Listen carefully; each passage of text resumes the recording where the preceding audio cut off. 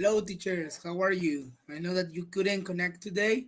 You are very, very busy. We're about to finish all the classes before a little break that we're going to take these coming holidays. But, well, anyway, I am here to teach you. Remember, if you have a question or a doubt, please type on me on the Edmodos platform in this platform. So watch the video until the end. Obviously, that's a recommendation. And well, we're going to start today with the class. Remember, I just want you to remember that we only have 2 days left, which is today and Wednesday, and that will be over. First of all, I'd like to thank you for being with me during the courses, during the classes. I know that you couldn't attend because of different situations, but you're trying your best to watch the videos, to do the exercises, and so on. Okay, remember that the most satisfying thing for us is that you really get your. I hope you do it very, very soon. And then we're going to start with this class. Remember that we are in the last module, that is called managing the teaching and learning process. Okay, so remember that in this case we're going to be talking about what happens in the real class. Okay, no, yeah, obviously it has to do with planning, but it's more than planning.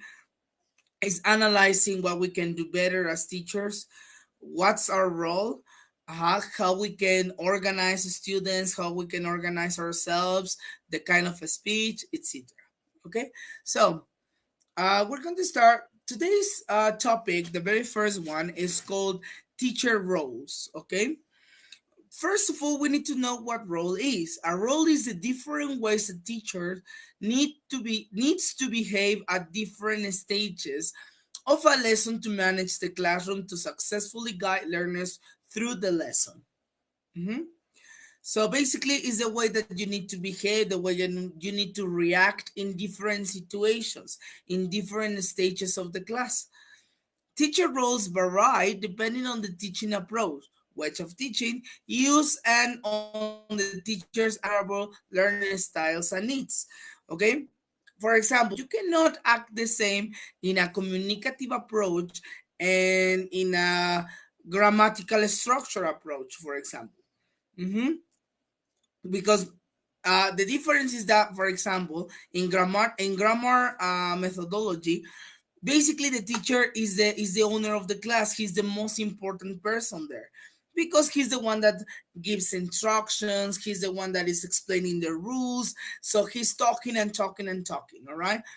But in the communicative aim, or what is for communication, yes, the teacher is important, but the students understand, analyze, and get information and transform it, decodify it according to themselves. Okay, so that's the main difference. Remember, in English, grammar, we use like we are the center of the classroom and the students are the center on the classroom in communicative approaches. Let's give another example. This, for example, this online course. Unfortunately, I have to be the guider, I have to be a provider, and I have to be everything because this is an online course. Yes, you help me.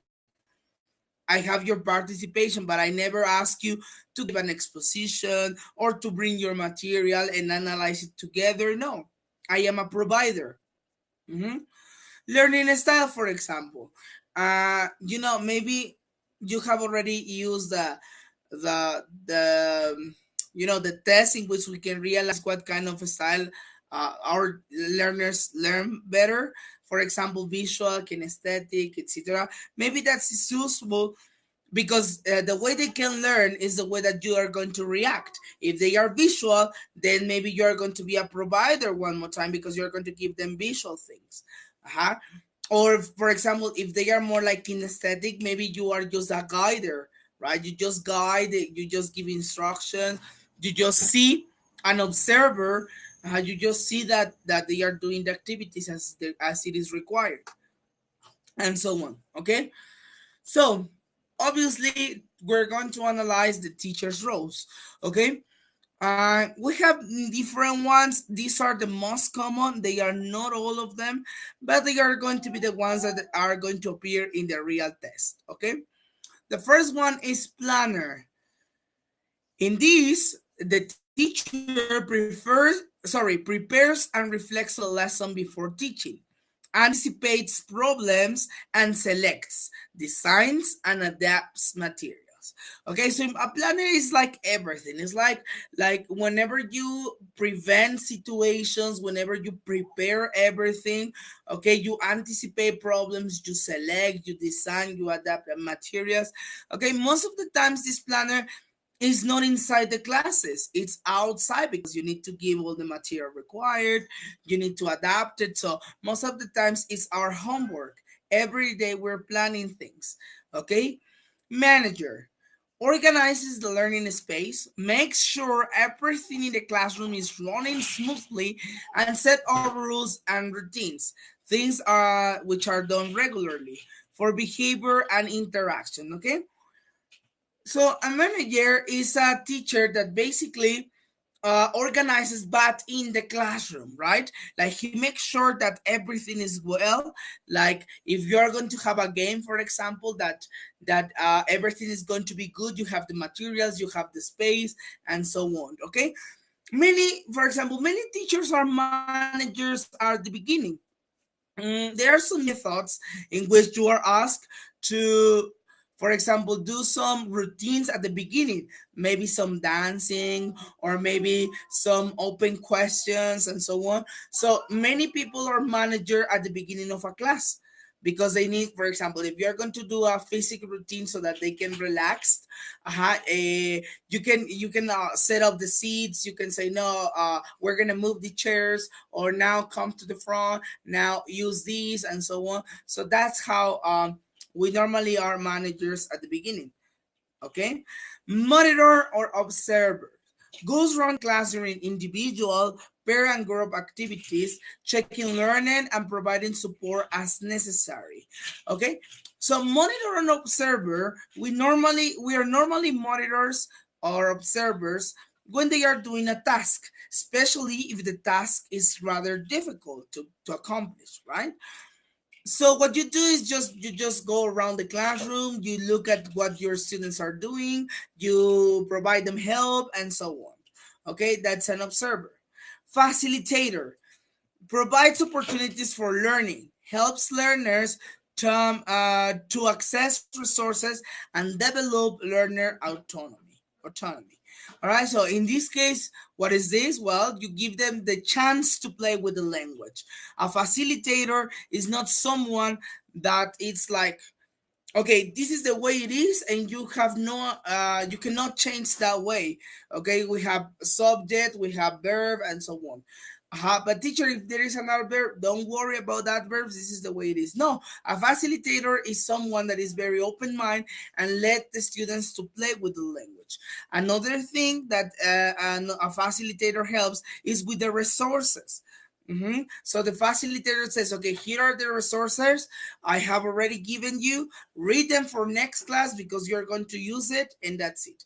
In this case, in this class, I'm kind of a facilitator because I give you the opportunity, teachers, to talk to me, to tell me your opinions, to answer by yourselves. I help you with some resources. I give some links, or I give like extra homework, extra things to do, and so on. So the videos that are posted in Edmodo. So somehow you need to be very autonomous in this class because you need to watch the video once and once again. Mhm.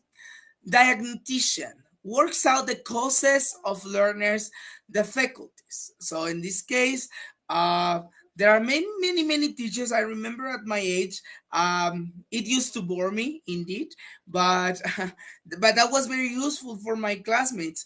There is, that there are these teachers that really focus on the students that they don't understand clearly, or they have some problems, some situations with the language. So a diagnostician is the one that goes to the students, he figures out, and whenever he finds something wrong, he helps them.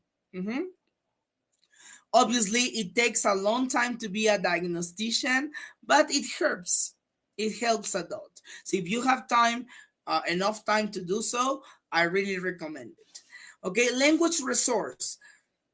can be used by the learners of help and advice about language. Okay, so sometimes we are also a language resource. It's us many times. They sometimes, teacher, how do you say this in English? Or teacher, may you help me with this? Even when this is not part of your class, like it is English, but from other classes like private courses and so on, they come to you and they say, hey, can you help me with this? And then you help them. No, you need to change this and so on. So that's a we are somehow language resource because they can also not only with web pages and books, they can also come to us and ask for some help. Sometimes we can also be assessor, evaluates the language level and attitude on the learners by using different means of informal and formal assessment. So in this case, we are more worried about our students. We don't only focus on the language, we also focus on the attitudes, what they can do good, what they cannot do that good.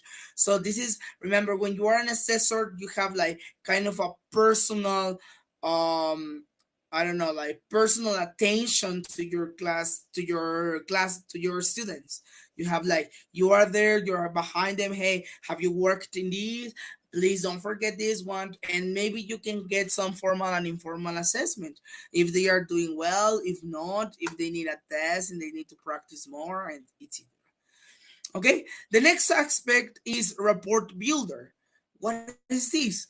Tries to create good relationship with and between learners. Okay, especially with secondary schools, right? That they are like very angry, like they get very angry easily. Hello, Judith, how are you? I have already started the class. I am explaining about teacher roles. I saw that nobody was here, so I decided to start. So hello, Judith. Where did you start?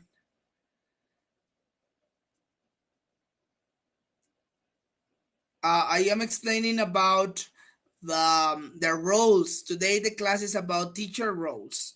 Okay, and we're talking about some teacher roles like planner, manager, monitor, observer, facilitator, diagnostician, language resource, assessor, and report builder. I am about to finish, but if you have a question, you can let me know. You can tell me if you have a question or something.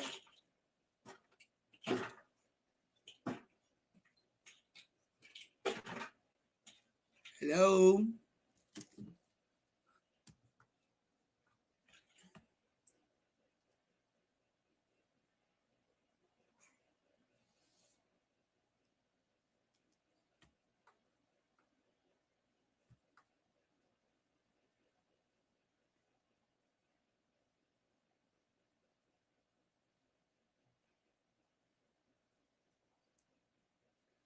Hello, teacher Judith. Can you hear me?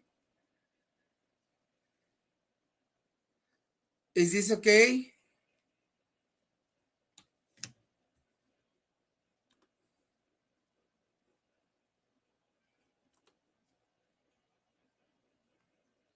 Hello.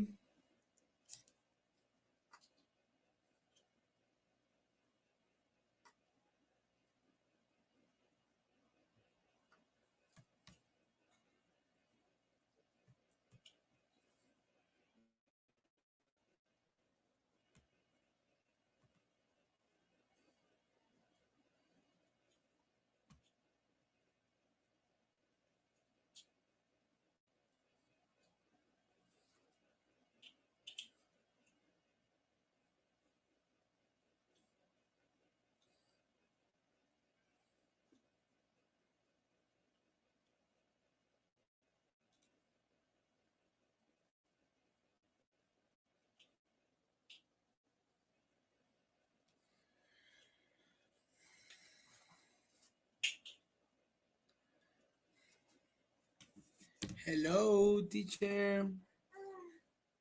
Can you hear me?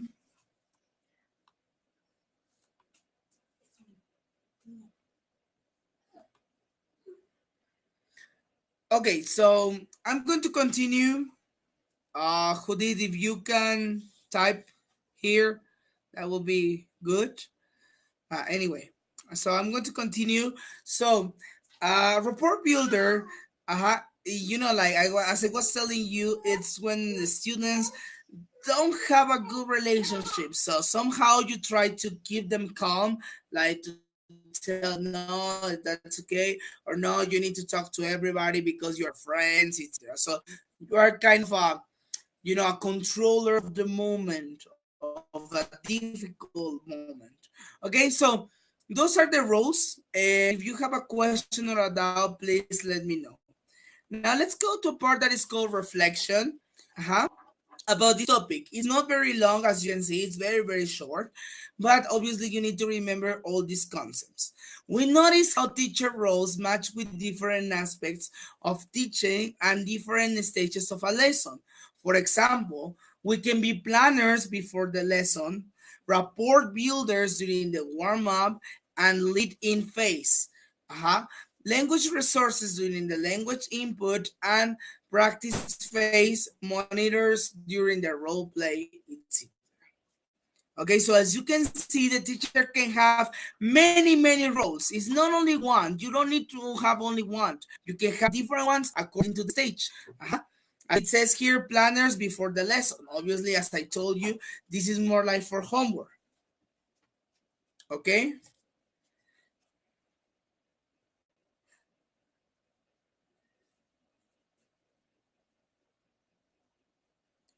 Okay, who is sending me a message?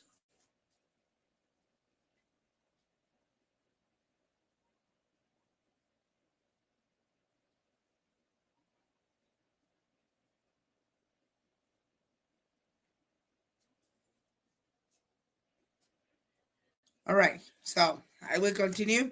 Okay, rapport builders, that like to keep calm of the situation during the warm up. Maybe you're going to start with I don't know, a hugging exercise or positive sentences at the beginning of a class, etc. Right? Language resources during the language input and practice phase. Okay, so like you give all the resources, worksheets, videos when they are getting the language or when they are going to practice. You can be monitor or observer when they are doing a role play, a presentation, etc. Okay? Effective management, that means organizing the classroom and the learners, is depending on the teacher adopting appropriate roles. For example, when learners arrive late in class or misbehave, the teacher needs to deal with the situation appropriately to ensure that learners understand that behavior is not correct. That behavior is not correct, is not acceptable. So as you can see, later on we're going to talk about classroom management, but it's basically if you have a good role as a teacher, if you know what you have to do when you are in, then you can have a good classroom management. If you don't know, if you don't have the ability, the capacity to, for example, be a rapport builder, forget it because you are not going to have classroom management. All your students are going to be a mess. Or, for example, if you are not a good planner, then forget it because the class might be not that bad, but it's not going to be a good class because you don't have material, you don't have resources, you don't have everything. You just ask them to copy and paste, and that's it. No, that's not the point. Okay, very good, teacher. So I hope there is no question here. Now we're going to go to this extra exercise, okay? I'm going to read the instructions and you are going to do it. Okay, here are 4 classroom situations. Read and choose which classroom management chose choice A, B, or C is most appropriate in each case. Why do you think it is the best course of action? So we have 4 situations. You as a teacher, as I told you, you need to have different role. Okay. So the situation number 1, the teacher has planned to start the lesson by going over homework set in the previous lesson. However, only half the class have done it. So imagine you have everything planned. You say, no, no, no, they are going to bring the homework and I'm going to analyze from it and I'm going to give a very, very nice class. But guess what? Not even a half or almost a half did it. So what are you going to do if they haven't done it? So you have three situations. What kind of role or activity or thing you need to do as a teacher? Mhm. So choose the best one, teachers. Later on, I'm going to give you my comments and everything. So I'm going to give you 10 minutes to do it.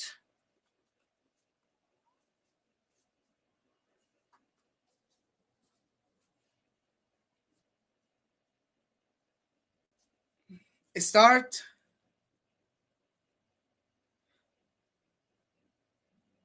now.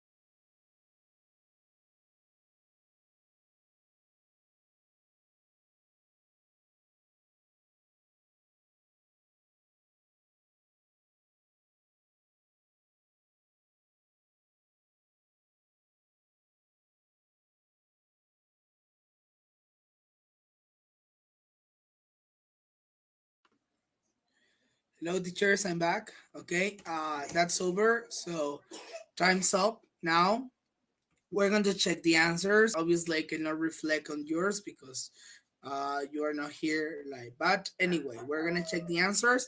I'm gonna give you my opinion, and then we will continue. Okay. So the first one, as I said, and almost a half of them didn't do their homework. So the best solution for this, or the best reaction as a teacher, we need to the teacher puts the students into pairs, one who has done the homework and one who hasn't, and goes over homework with the whole class. Okay, so help each other. Mhm. Obviously, you need to be like very calm teacher. Maybe it's not working for those that are not very patient, or like that depends also in the situation, because if the students continue not doing the homework and not doing the homework, then obviously it needs a punishment or something. Okay, but if it is the first time, maybe this could be the best solution, because in the end the class needs to go over. Okay, it needs to go over, it needs to continue. So that's how it is. Number two, the teacher has finished what she planned to do in the lesson, but there are still 5 minutes of the class left. Okay, so in this case, the correct answer is one more time B. The teacher tells the students to close their books and to try and remember six of the new words from the lesson. Okay, this is good because, yes, sometimes, although in my case, the problem is not the time. Problem is not having extra time. The problem is not having time, right? But in this case, sometimes this can happen to teachers that they have already finished what they have planned. So a good way is to have like a kind of a game or something, or ask the students to tell them new words, what they understand on the topic, providing some feedback maybe. So nothing happens. If you have time extra, you can use it. Uh-huh. Number three, have the students always arrive late for the lesson because they have gym immediately beforehand. Okay, so in this case, it's C. The teacher prepares a game on the topic of the lesson for the students who come on time. Okay, so starting with a warm up, starting making them to not be stressed about the class, starting ask them to move, things like that, a routine, maybe a dancing routine, and so on. Okay, the students are passive and always wait for the teachers to tell them the answers and to give examples. He wants them to participate more actively in the lesson. So, in this case, the answer is A. The teacher lets students check answers and ideas in pairs before eliciting answer from the class. Okay, so he start like making questions to so that they can start participating. He asked them to give ideas, and somehow they are starting being motivated about the class. Besides, if you do so, you can also have some listening. So as your students, you make a question, and whoever wants to say it, they could say it. So you know how to name them. Mhm. Very good. So I hope this reflection was clear, teachers. Now let's go with the real practice test. Remember that whenever we finish a unit, we have like a sample test. I'm going to read the instructions and then I'm going to give you the answers, but at the end, okay? Remember, if you finish the activity earlier, you can advance the video so that you don't waste that much time. Mhm. So for questions from 1 to 7, look at the incomplete statements about teacher roles and the three options for completing them listed A, B, and C. Two of the options complete the statements correctly. One option does not. Choose the letter A, B, or C which does not complete the statement correctly. Okay, so there is two of them have to do. One of them, I don't know how they created, right? So number one, when acting as a monitor in pair word, the teacher, so you need to look at the keyword monitor, observer. The teacher stands watching the learners, moves around the classroom, or patterns a learner. So it's up to you, teachers. You need to check that out. You need to do it. So I'm gonna give you 10 minutes from now. Start, please, now.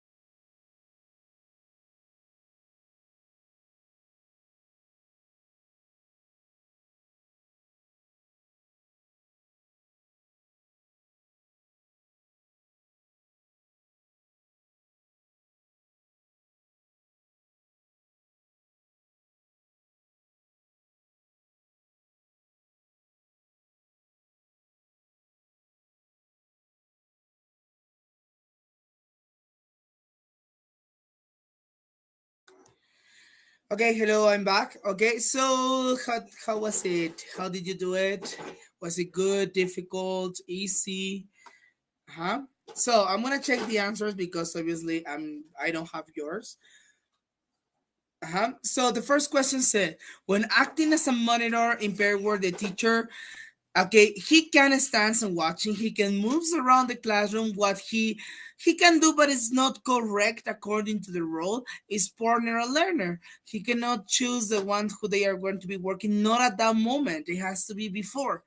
Okay, when acting as a language expert, the teacher maintains discipline. Okay, so remember, language expert not only, sorry, it doesn't have to do with maintaining discipline.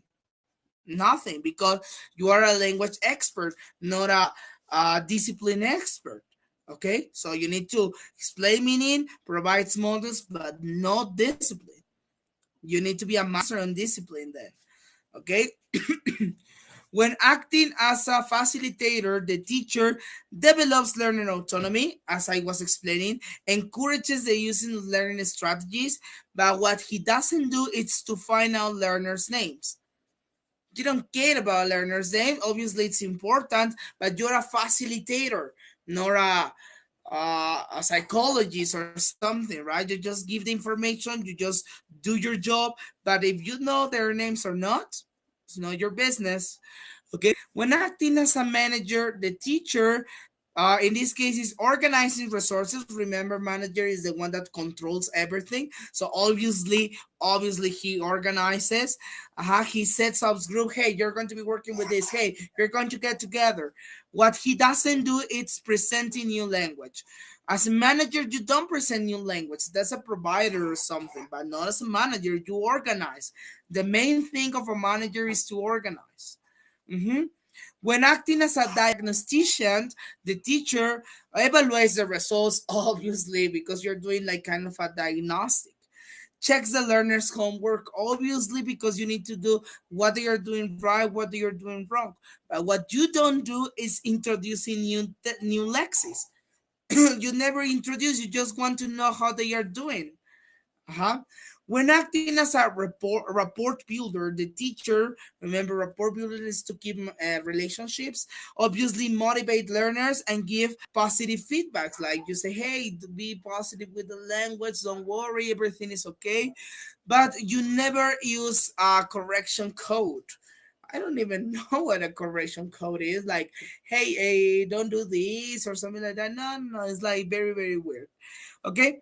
And finally, seven, when acting as a resource for learners, the teacher, okay, remember, you are a resource, gives information, you need to give it, and advises on learning the strategy. Okay, you tell them, hey, don't look from this and so on.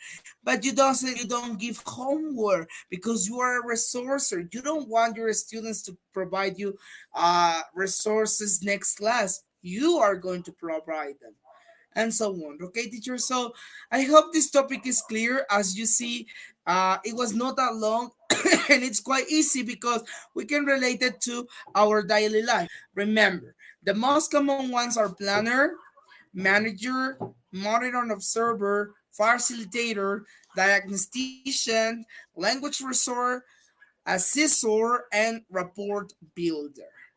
That's it. Okay. So I hope everything is okay. Let's go ahead with the next topic that is called. Now we're going to start introducing the classroom management, and one of the most important aspects is this one, that is called grouping learners. Okay, what is grouping learners? Where basically is to set the students how they are going to be working.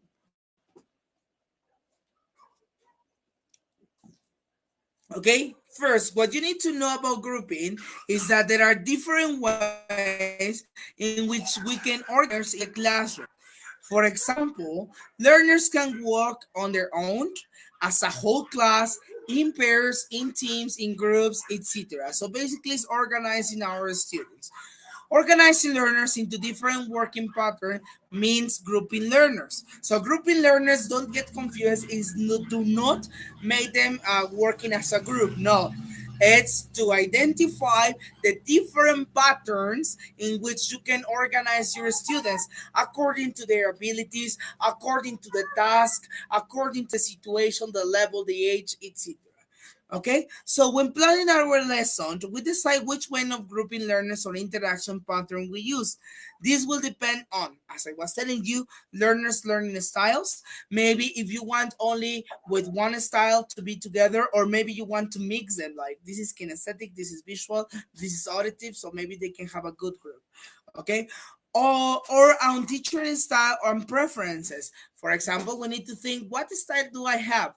I want them to be working in pairs, in groups, or individually. Maybe that's what I like. I don't like to deal with people working together. They are only talking instead of working. So maybe I just say, no, no, no, no, no. I just going to keep working individually. Okay. The teaching approach. The thing that the way they are going to be learning. If it is communicative and so on. The learning context, as I was telling you, the situation, and the type and name of the activity. So all of these aspects might influence in the way you are going to organize your students. Okay. There are different interaction patterns. Okay, these are the most common ones, especially in a, like in a lesson that is how can I say that, in the classroom, that is in the classroom. So whole class, the teacher leads the class and the learners focus on the teacher. So you give the class, and you are like the center of the classroom, and you give what you are saying to the whole classmates, to the whole class. Okay. Individuals, learners work separately. As I told you, okay, now it's your turn to work, it's your turn to work, it's your turn to work. You're not going to work together. Teacher, may I have a partner? No, you need to do it alone. Okay. Open pairs. Two learners do a pair work activity in front of the class. So in this case, it is basically when students do something, and they normally or they usually present it, after the class is done, or during the class. Okay. Close pairs, learners all do an activity at the same time working with a partner. Okay, so open pair is that they work but maybe not in the class, but they need to present it. And close pairs are the one that do the same but in the classroom, specifically in the classroom. Okay, so I hope this is correct, this is good. Now let's go with the next one. Groups. Okay, all the members at the same level working together. Okay, so in this case it's related to, like you make like this is, you are not the center, they need to work but as a group, as a whole, but by themselves you are not the center. That's the difference between whole class and groups. Okay, you have group number one, for example, and it needs to be very big, it needs to be huge, because teams are normally like 7, 6 maximum, but groups needs to be like 10, 15 students. Okay, teams, more than 3 people working together, usually for competing. Okay, remember that a good way to motivate your students are for competitions. Okay, so you can divide them into teams, which are different from groups, because most of the times they are not for competitions. And finally, mingles. What is this? Mingles. Learners walk around the classroom and talk to each other. Okay, that means like, you are okay. You're going to make this question. What's your name? So please stand up and start asking your classmates, and then they stand up and start asking all of them. Hey, what's your name? Hey, what's your name? How do you do? That's mingles. Okay, very good. So I hope this is correct, teacher. You're not having problems. Whole class, individuals, open pairs, closed pairs, group work, teams, and mingles. Now let's continue. Example of interaction patterns. Okay, we have different actions or examples of interaction patterns. And obviously you need to have a reason for using them. So you are not just going to make the teams just because. Like, hey, today I want to work in teams. Yeah, work in teams. No, it's not like that. You need to have it planned. Okay, so brainstorming, for example, this is the activity. What can be a good interaction pattern? Groups or pairs, students working with other students, or also students to the teacher. That means feedback. Okay, instead of you being the center, you let them working in the brainstorming. Reason for using this interaction pattern. There are many reasons such as reviews and shares students, knowledge of vocabulary and or structure of the topic of context. It also helps to develop learning strategies, energizes and the students and gets them all involved. Okay, so that's because you want them to work, you want to check their vocabulary, their structures, but doing them by themselves, not you as a leader. Mhm. Let's have another activity, bingo game. Maybe some of these can be an interaction pattern, whole class, teachers to the students, or students to the teacher. Okay, so in this case can be both you as the center or they as the center. But the most important thing is that as it is a game, all of the students have to be together. So you need to give that lesson or that activity with all of them together. You as the center or they. Uh-huh. Reviews the students' understanding of vocabulary, gives a chance of pace, gives the teacher feedback, energizes, etc. So obviously you want to know if they understand, if they can do this activity, if they can provide feedback, or you as a teacher can provide feedback, etc. Another activity, reading and filling in a chart. Uh-huh. You have many ways of interaction patterns. You can do it with individuals. That means that each student can do it. Pair work, they share their knowledges, and open pair answers students to student with the teacher facilitating. So remember that open pair, it's like at the beginning during the session. Okay. Okay. Reasons. Sorry, it's at the end. Open pair. It's at the end. No, it's later. It's they do the activity and then they expose it. Okay, so calms students down, allows students to practice scanning in their downtime, enables students to check their work together to give confidence before the class check, etc. So there are many reasons, but the most important one is like you can give the students the chance to practice with the language. Okay, either if they are individual or either if they work in pairs. Okay, class survey. You can have mingling in class survey. Like students move around and ask each other. Groups of pairs. Students compare and discuss answers, or the teacher asks different students in the class what they found out. That means feedback at the end. Okay, so there are many reasons for using this. For example, it gives the students practice in all the four skills and mingling their learning, gives opportunities for large amount of practice, gives a chance peers develops learning autonomy. Every student in the class is active and involved. Okay, so a class survey means asking questions. You can have different interaction patterns. So as you can see, teachers, you can have many of them according to the situation, according to the activity, according to the aims, according to the group, etc. Okay, so appropriate learner grouping have a positive effect on class or group dynamics, the relationship between the learner in a class or group, and on the teacher's ability to successfully manage the class and facilitate learning. For instance, whole class activities such as mingles enable all the students to practice the language at the same time. Pair and work activities provide the students with opportunities for developing longer terms and fluency through interaction. Just to mention but a few. Okay, so in this case, there are many advantages about working like that. As I told you, for example, pair work, they can share their answers and they can have a better feedback and so on. But not everything is good. On the other hand, poorly chosen grouping can result in problems in the classroom. So we're going to analyze some of the problems and the reasons when grouping.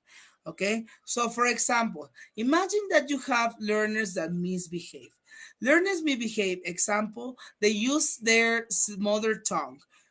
become noisy, don't do the activity, etc.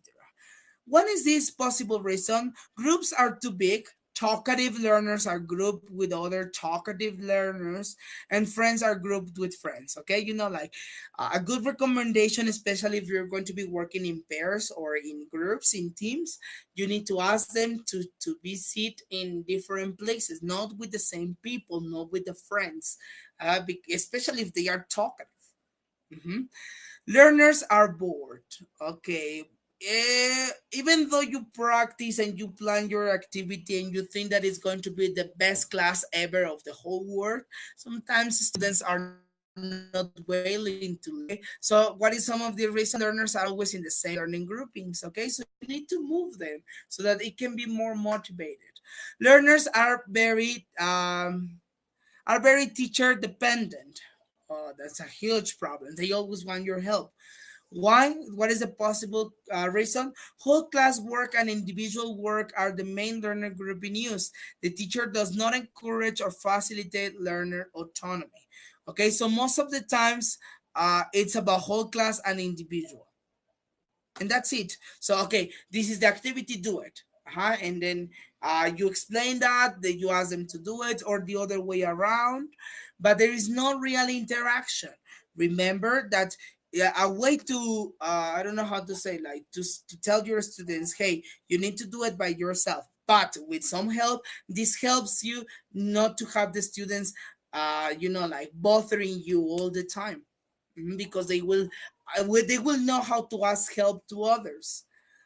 One or more learners dominate has have a strong influence on what happens. Other learners get less chance to participate actively. So in this case, like, we always have a group. Not all of them can have the same level, that's for sure. But maybe there are some good students that have a good and high level, and there are others that don't have good level. Okay, so what is this reason? In whole class or individual activities, the teachers allow the same learners to answer, to pair and group work. Dominating learners are paired with learners who allow themselves to be dominated. That's the point, right? You are always asking the same. If you are in whole class, for example, or individual activities, the ones that know, they are the only ones that participate. They are the only ones that deliver the homework or the work that you leave, and so on. Okay, or if you ask them to work in groups or in pairs, obviously there are going to be leaders and so on. This is not that hard, but that can happen. Okay, so what you need to do maybe is like to control in this kind of situations. Okay, one or more learners want to join or to participate. There are few pair and group activities where learners are paired with other shy learners or with learners without whom they feel comfortable. Okay, like sometimes they have some personal problems and you say, work with him. They say, no, I don't want to work with him because I don't get along with him. And you say, no, but you need to work. And if you continue like that in that position, they are not going to work. That's for sure. It's quite complicated to deal with these situations, but they happen. Uh-huh. Um, some learners have nothing to do because they have finished the activity more quickly than others. Like always, the ones that know. Possible fast finishes all or grouped together rather than being mixed with learners of different working speeds. So that's a good solution. If you think that maybe the activities is quite easy for the ones that are in a high level, you can ask them to work together so that they waste not waste, but they spend a little time explaining their classmates, hey, no, it's like this, and that's good because then you save time. Some learners are frustrated because they do not have time to finish the activity. This is the other way around. Okay, slower learners are paired with slower learners. Okay, so that's a bad point. If you're going to use pair word, do never let the students which are in a slow level. If they are very slower, obviously they are going to finish at the end. But if you, I don't know, settle one student with good level who is fast with one that is not that fast, that is kind of a slow, maybe you will have a good combination because it's going to have a balance. students. And finally, teachers are unable to monitor learners and learning successful. Why not? Maybe because the both problems mean that the teacher has to manage the class and deal with difficulties rather than monitor and promote learning. Mhm. That's my problem in secondary. Sometimes they are talking about aspects that don't have to do with the class. They are disturbing. They are using their mother language. So you as a teacher, you cannot monitor them. You cannot see the learning successfully because they are not doing what you're asking them. So in this case, that's a problem, but it's not you. It's about the group. So a good solution is ask them to work in pairs, right? So that hey, stop talking now, work in pairs. Okay, so maybe that will be good, and then you can monitor the pairs instead of the whole class. Okay, teacher. So I hope this is correct. Don't forget all this analysis because in this part of the test, it's very analytical. You need to look at the group and the interaction partner patterns. You need to look at the situation, the context, and so on. Okay, so we have already talked about the problems. Now we're going to do that in the sample test. For questions from 1 to 7, match the teaching strategies with the problems with group or pair work listed A, B, and C. You will need to use some of the options more than once, so be careful because you have 7 statements and there are only 3 words, three answers. So maybe most of them are going to be repeated. Teaching strategies. Okay, so you need to decide according to the topic. Plan short section activities and have them ready to hand out to students. So this is a solution for that some students dominate, some students always finish first and get bored, and some students use too much L1. Okay, teachers? So I'm going to give you 10 minutes to do it. Go ahead. Start. Remember that if you finish earlier, you can advance the video and continue. Start now.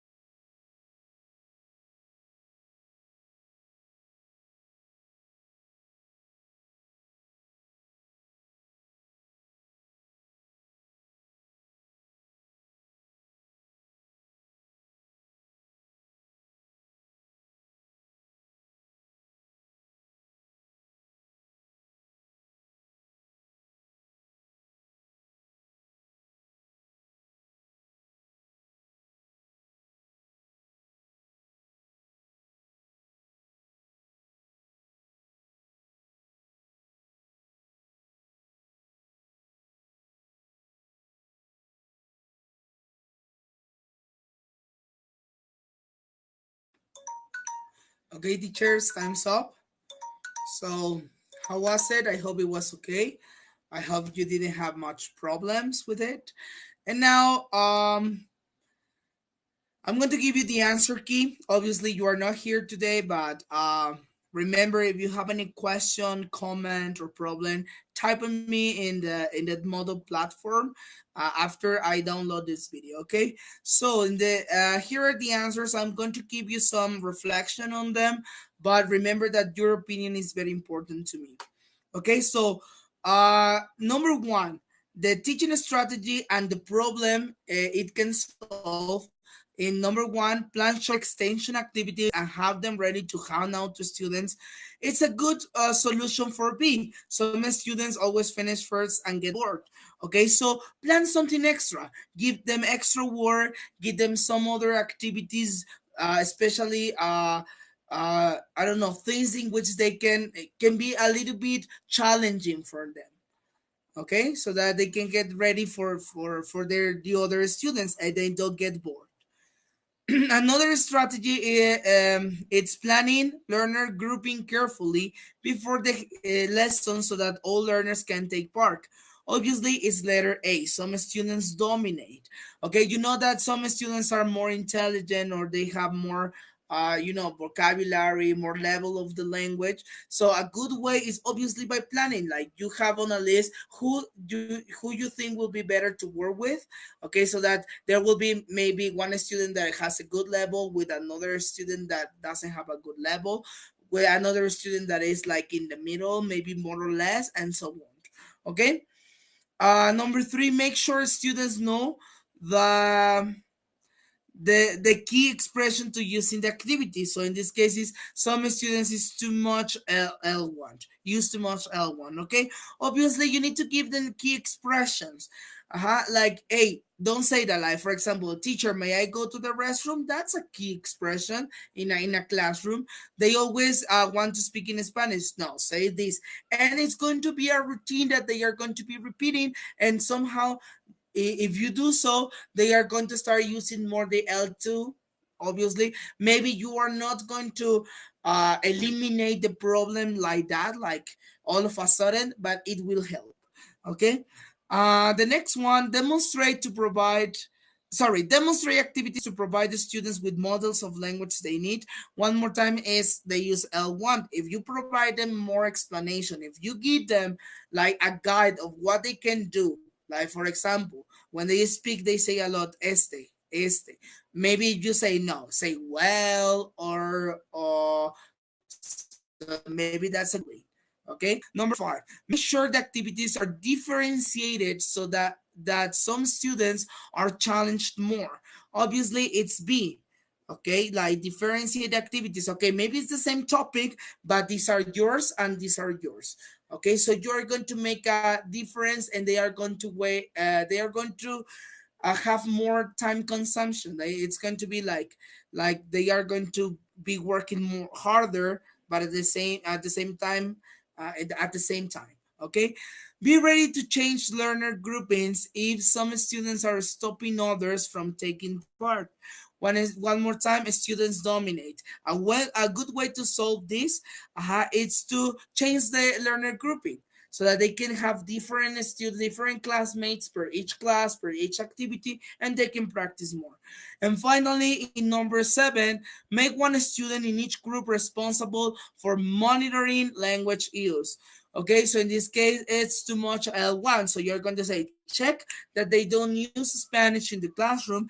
Write a list and give it to me so that I can realize who's using the L1 instead of English, and so on. Okay, so obviously this is just a sample test. You're going to have similar questions, and well, maybe you're going to have more other problems. Obviously, you're going to have different teaching strategies, but it's a good way to practice the sample test. Okay, so that's all, teachers. That's all by me, and I hope you enjoyed today's class. And remember, we saw two important topics that was teachers' roles and grouping learners. Both of them are very essential because next class we're going to look at classroom management. And as I was telling you, if you don't have a good role, or if you don't know what you need to do in each situation as a teacher, and if you don't organize yourself so that the activities can be settled in a specific grouping pattern, then you're going to have many problems when you are doing a class, when you're having a class, because maybe you cannot control the activity, the students, and maybe yourself, right? So it's good to have control in classes, okay?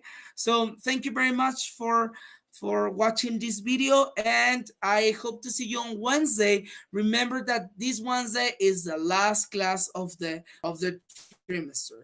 Okay, this is the only one, the last one. We're going to finish with module 3, and that's it. Okay, so I hope to write your answers and type on me on Edmodo.